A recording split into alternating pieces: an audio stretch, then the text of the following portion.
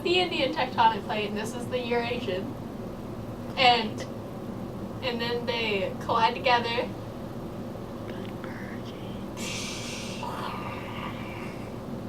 And those are the Himalayas.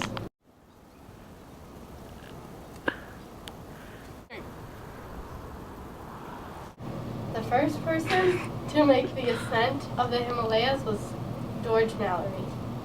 And why did he do that? Because he wanted to make the ascent of a large mountain. And he found the Himalayas. That's cool. Yeah. And do you know his middle name? No. Okay. Want to tell us anything else? Well, they didn't necessarily benefit from the Himalayas because it kept them away from the rest of the world. And so they couldn't, like, meet new people and learn new things.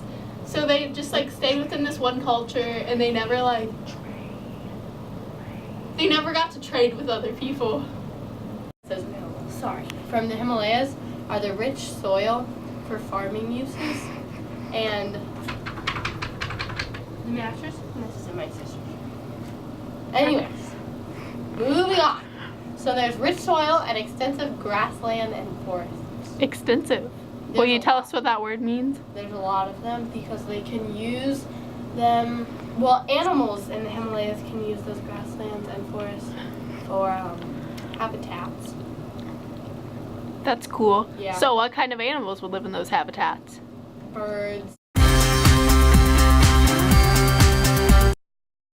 The Yangtze River was formed by the movement of the Earth's crust about 4 million years ago, and it was two plates that came across when the ocean came in and it formed a river. Yangtze is Chinese for yellow.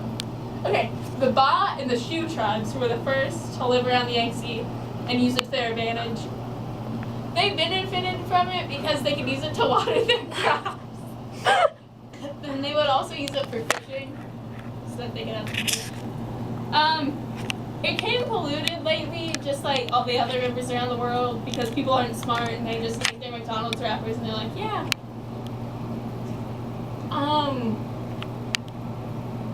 Fish and transportation are offered by the Yangtze River.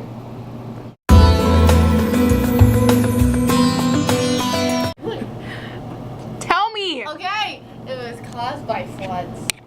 There were many floods and it created a river. And it's named the Yellow River because the sediment it carries is kind of yellowish toned, so it's the Yellow River. And the first person to discover it was a Song Dynasty engineer called Li Chun. I think that's it. And people have been harmed by it, so they haven't benefited from it because of all the floods that it's caused. And some resources from it are obviously water because it's a river, and the silt that's inside the river. Okay. What do they use silt for? They can use it to build houses and just really a lot of things. Yeah, I'm sure. Okay. Too many to list. Are you done? Yeah.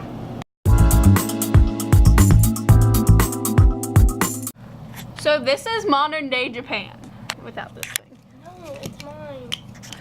Okay, well that's modern day Japan. Well, Alright? You're just jealous because mine's creative and yours is boring. And what happened was it used to be a communist country, but then after World War II, they were all like, you guys can't be communists anymore, and you can't like build up your war people anymore, and we will like be friends with you, and we can be all cool, and you can't spend money on your army anymore. So yeah, what happened is they stopped doing that and they spent all their money on making companies. So here's Toshiba, and here's Suzuki, and here's Sony, and those are a bunch of Japanese companies that they could make because they had a lot more money now. So yeah, that's what happened. I'm on a boat. And that's Japan.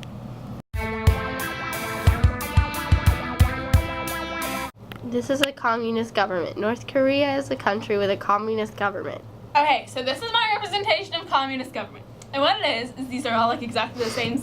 Oh, see, like here's Huang's house, and here's Chang and Hu, and see, they all live in like the exact same houses. But see, Chang here, he works at McDonald's, but he's the CEO of McDonald's. But they get the exact same pay because they live in a communist government. And in a communist government, everybody's equal. That isn't necessarily fair because, like,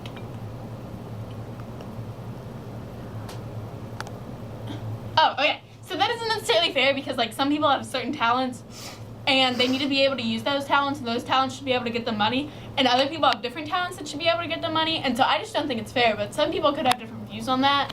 So There's Chang's house. yeah. And see, like, this is the government, and they, like, watch over this neighborhood because to make sure nobody's being different.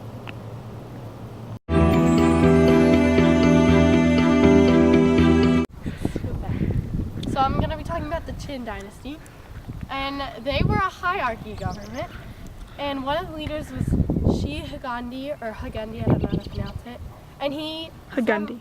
An achievement of his was passing a series of major economic and political reforms.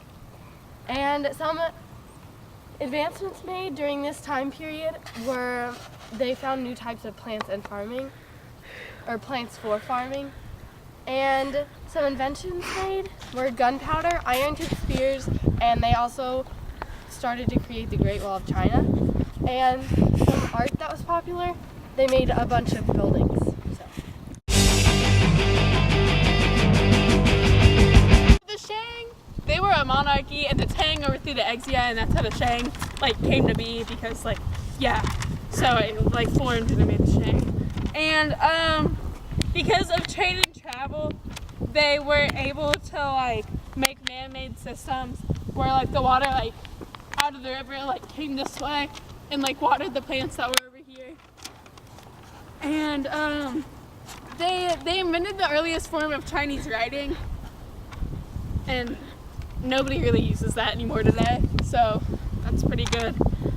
And they studied astronomy a lot, with, like, the moon and the stars and the sun. Yeah. Okay. And they did a lot of art stuff, like bronze sculptures and paintings and just, like, stuff like that.